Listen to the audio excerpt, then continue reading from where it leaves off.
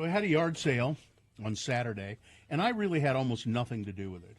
I mean, I didn't do any of the organizing or anything like that.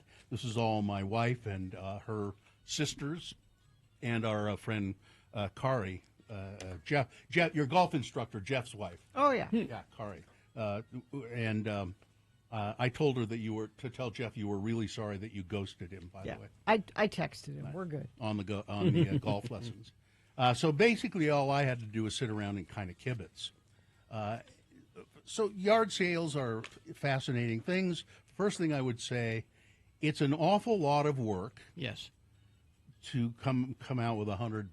You shouldn't. This is not a money making thing. It's I have this stuff and I need to get rid of it. It's to get rid of stuff. If you make a little money, that's fine, but that shouldn't be the goal. So that happened. We got rid of a lot of stuff, but there were still things left, and so most of it my wife just left out on the park strip overnight for like Saturday night and Sunday night, and there's a sign there I think that just says, if you want any of this stuff, take it. Just take it.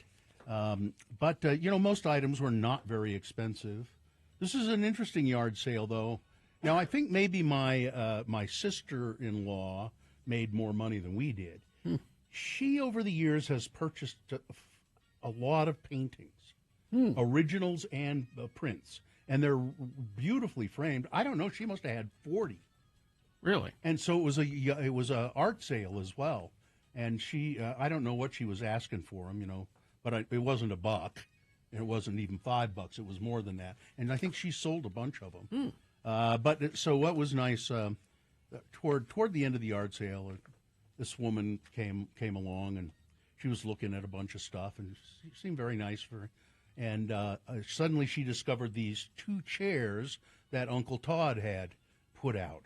And these were, I don't know how you describe them, but they're these kind of gravity chairs. Like you can sit them in and you can lean way back and your feet will go way up. And they're really comfortable. And I watched her sit in it and lean back, and I thought, oh, geez, I want one of those. Did you go shopping in your own yard sale? Well, Bill? I tried to. Hey, I want one of those chairs, and she said, I was going to buy both. I want to buy both of them. How much are they? Todd said, $30 a piece, because they're pretty. I mean, they're new. And he said, I just don't use them anymore. Just don't use them. And so she said, to me, listen, if you want one of them, I'll just take one. And I said, no, go ahead. You can take both of them. So she did. And then as she came past me to pay, she said, thanks for letting me yard sale.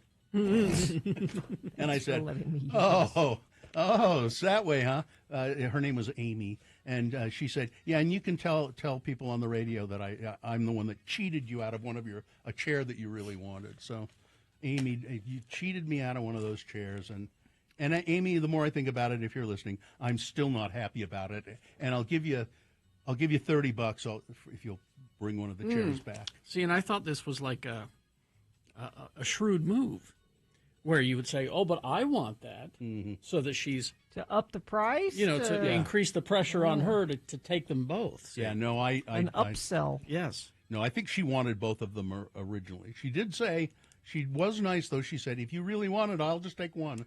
No, that's fine. Now, I went to pick Bill up for work this morning because we're carpool buddies. Yeah, and there is still a bunch of stuff on the park strip. Yeah, I'm not going to tell you my address, but my first question for Bill was, and this was posted on social media, is did you sell the bloody severed foot? Because apparently it was being offered for sale. So if you go to, I think I put it on Twitter and on Instagram.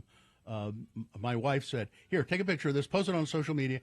This is the original bloody severed foot, and it's for sale at the yard sale." So that's what I put. Original bloody severed foot, and for people who know the story, do you have the drop, by the way? Somewhere. So when my son was very little, my son who now works he's a full-time employee of Fear Factory. He loves haunted houses.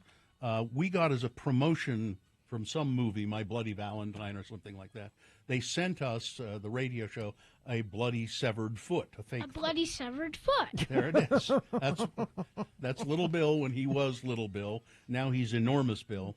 But he loved that bloody severed foot, and I thought, well, it's kind of strange that he put it in the yard sale for sale. But he came downstairs and he said, "What, you're trying to sucker people? That's not the original bloody severed foot." I said, "Oh, it's not?" He said, "No, I would never give that up." That's precious to me. That's a bloody copy. Severed foot is precious. It's a fake. I said, "Well, where is the original bloody severed foot?" And he said, "It's hanging in the rafters at Fear Factory, where it belongs." Where it belongs. Where it belongs. A bloody severed foot. Yes. Bloody severed foot. He sounds so cute, doesn't he? And you remember he said that because we said, "Here, you can have it," and he went, "A bloody severed." He was. How did you know? Just what I've always wanted. He was so pleased to get it. I think he was about 6 years old at that time. Follow up Yeah. on the bloody severed foot. Uh-huh. The origin. The original all-day show. Oh, that's right. April 20th, 2007. Bill and Mrs. Bill keep a storehouse of prizes for when Little Bill demonstrates good behavior. Yesterday, Little Bill did everything he was supposed to do, so Bill gave Little Bill a realistic, plastic, bloody severed foot from the Hills Have Eyes promotional material. When Bill gave the bloody severed foot to Little Bill clutched the revolting object to his bosom and went around yelling, "I love it, I love it." Yeah.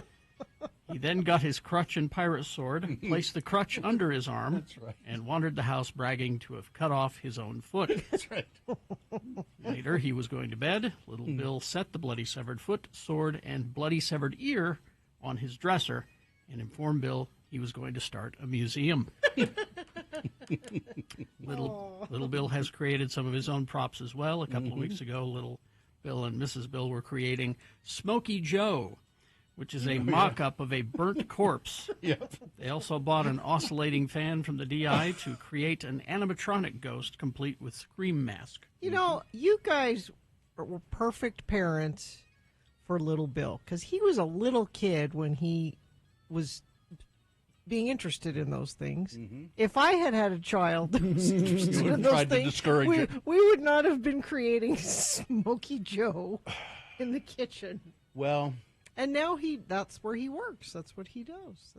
yeah, he found his passion early. When he was really little, it was garage door openers. Well, I would have to take him I would take him like when I took him up to my ex-wife's place in Ogden, and they had a garage door opener, and I would have to operate the garage door for him, and he would just sit and watch it. He loved it. Oh, he didn't like pushing the button? No, he didn't want to push the button. He just liked watching the mechanism. Oh. And then he got into trains, and particularly train crossing lights, and and the arms up and down. And he really liked trains in general. And I thought that's what he was going to stick on trains for. He stuck on bloody severed foot. But then he got into haunted. And I'm not sure, he was a pirate. He was really into pirates. Mm-hmm. And then that sort of morphed into haunted. I think maybe Pirates of the Caribbean ride, it might have had something to do with it. But could have been. Yeah. A bloody severed foot. Yeah. Anyway. So.